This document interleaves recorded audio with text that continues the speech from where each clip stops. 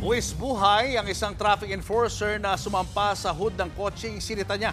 Ang babaeng driver, imbis na magpatiket, humarurot. Nasa frontline ng balitang yan, si Kari Kaitor. Humaharurot ang kotse na yan sa Kawit, Cavite. Kapag tiningnan ng malapitan ang kuha ng CCTV, makikitang meron palang taong nakapatong sa harapan ng sasakyan. Ang nakasampa, isang traffic enforcer. Nagdire-diretso sa pagtakbo ang kotse na tumagal daw ng 10 hanggang 15 minuto. Hanggang sa makarating ito sa bahay ng driver na nasa hood pa rin ang enforcer.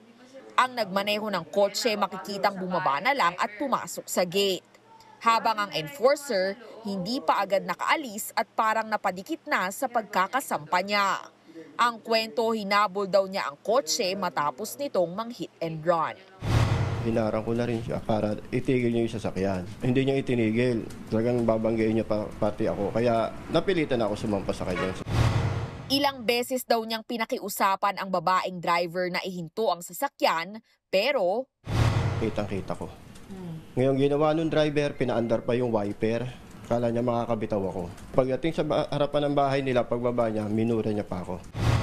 tumanggi namang humarap sa News 5 ang babaeng driver at maging sa barangay raw noong mangyari ang insidente.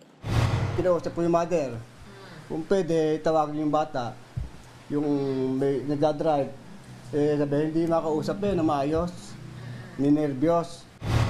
Desidido raw ang traffic enforcer na magsampa ng mga reklamo kabilang ang direct assault sa naturang driver.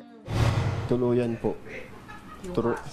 Opo. Kasi po, pag hindi natin tinuruan ang leksyon yung ganyan, hindi lang po sa amin mga enforcer, baka sa ibang enforcer gawin po. Ang akin lang po, respeto sa enforcer. Trabaho lang po yung ginagawa namin. Nagbabalita mula sa Frontline, Kari Kaitor, News 5. Mga kapatid, Julius Babaw po.